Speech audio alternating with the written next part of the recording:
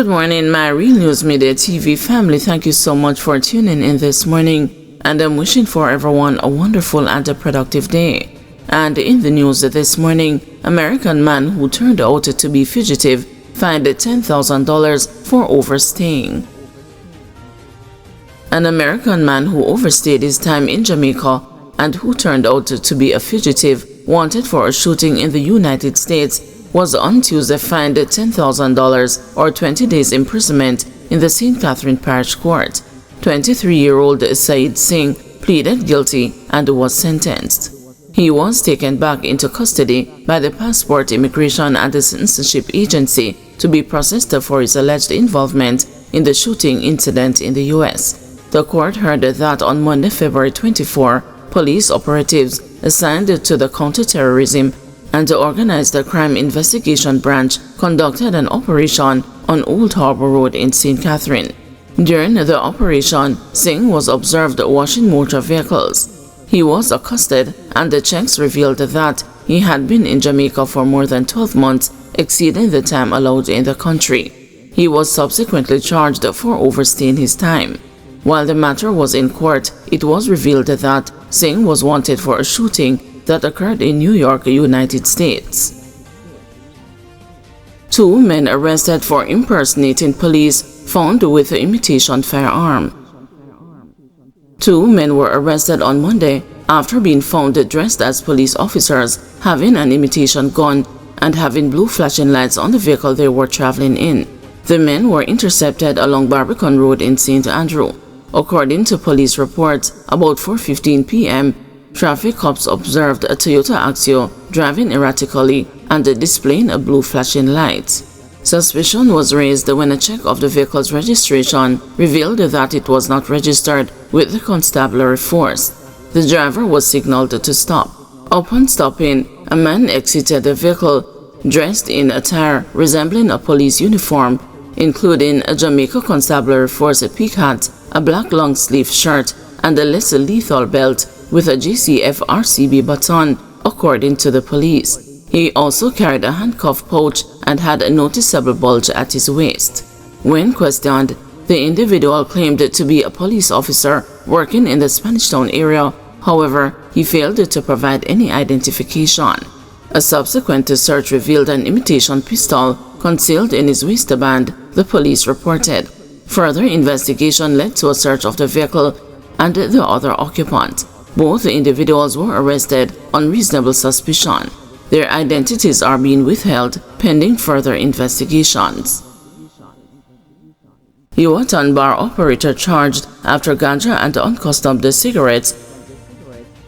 A bar operator in Binloss Crossroads, Yuatan, St. Catherine, was charged on Tuesday after police uncovered a quantity of ganja and uncustomed cigarettes at his establishment. Charged with possession of ganja, dealing in ganja, and the possession of uncustomed goods is 42-year-old Wayne Douglas. Reports from the Linstead police indicate that at about 1:15 a.m., officers were on patrol in the area when Douglas was seen at his bar with a group of men behaving in a manner that aroused their suspicion. Checks were made, and during a search of the area, a box containing Jamaican $5,000, 48 small bags of ganja, and 2 boxes of Tradition branded cigarettes was found under the counter of the bar. Douglas was arrested and taken into custody, where he was formally charged. He is scheduled to appear before the St. Catherine Parish Court on Wednesday, March 19. Steven Seagal charged over house break-ins in Portmore. A man was charged on Monday in connection with a series of house break-ins and robberies in Portmore, St. Catherine. Kevin McCoy, 23, otherwise called Kemar Jones, and Steven Seagal, is charged with 3 counts of house break-in and larceny. Reports from the Waterford police are that between December 2024 and January 2025, McCoy on 3 different occasions forced his way into several houses. On Monday, March 3, McCoy was apprehended. He was subsequently charged following a caution statement and a question-and-answer session in the presence of his attorney. His court date is being finalized. Targeted crackdown disrupts a multi-million-dollar fuel theft at the JUTC. Transport Minister Darrell Vaz has revealed that a targeted crackdown by the authorities has led to a disruption of the multi-million-dollar fuel theft affecting the state-owned Jamaica Urban Transit Company. Minister Vaz says, had there been no intervention by the JUTC and the police, the stolen fuel would cost the taxpayers in excess of $322 million over a 12-month period. This projection is based on the estimated market value of ultra-low sulfur diesel stolen from the Spanish Town depot last year, estimated at more than $26 million monthly. Minister Vaz says swift action by the authorities resulted in seizures as well as stricter oversight and monitoring.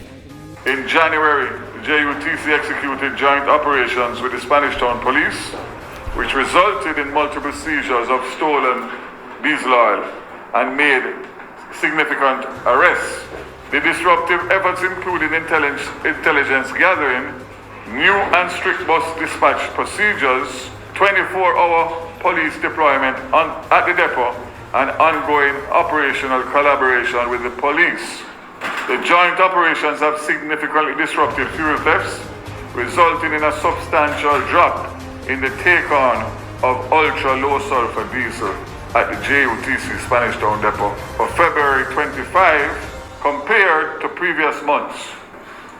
November 2024, 7 tanker loads, 219,254 liters.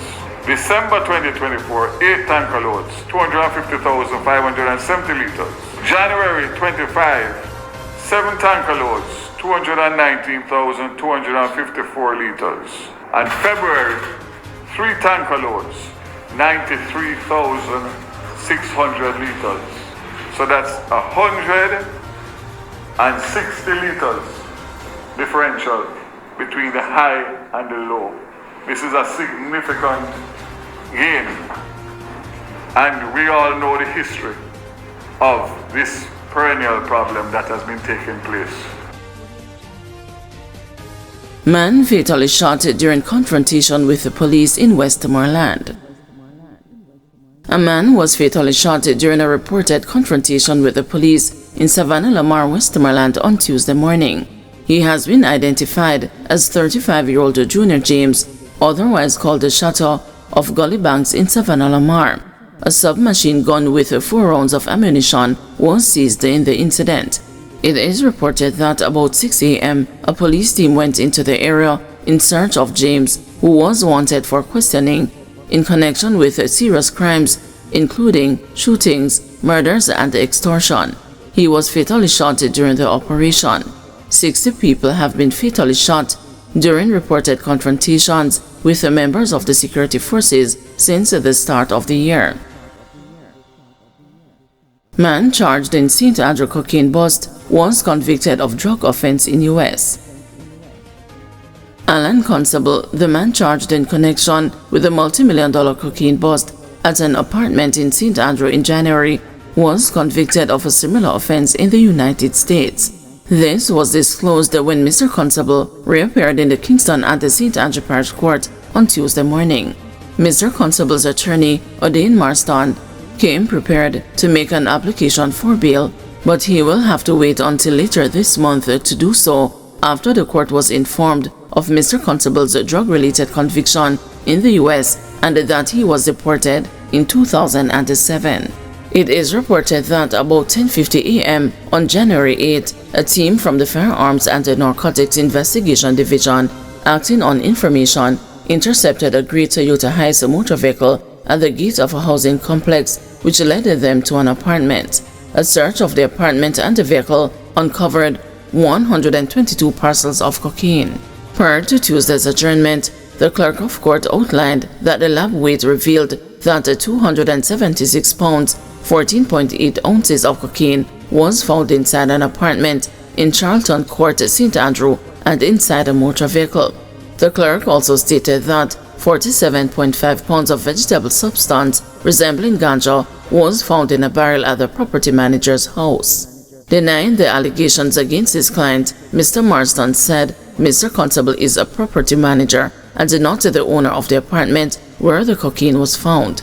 Mr. Marston said the apartment is operated as an Airbnb and there is a locker box at the gate which contains the keys. Denying that his client has exclusive access to the property, Mr. Marston said Mr. Constable cleans and prepares the property for other users. Mr. Constable also denied that anything was found in the vehicle, but the investigating officer told the court that an earphone box containing 2 parcels was found behind the driver's seat. The officer said Mr. Constable, who was the sole occupant of the vehicle, was behind the steering wheel. The court was also informed that cocaine was found beside a bed inside the apartment. The police said at the time of Mr. Constable's arrest, he said he was renovating the apartment. Senior Parish Judge Sancha Burrell questioned the number of apartments on the property and why the police's attention was drawn to the specific property. The cops said intelligence brought them there. Mr. Marston pointed out that the allegations as outlined did not speak to his client having specific knowledge of the cocaine. He said his client observed the illicit substance inside the apartment while giving the police access to the premises. Mr. Constable is also represented by Rodine Richards. He is to return to court on March 21. Guys, thanks for watching. Please join us this afternoon at 2 p.m. for another news update.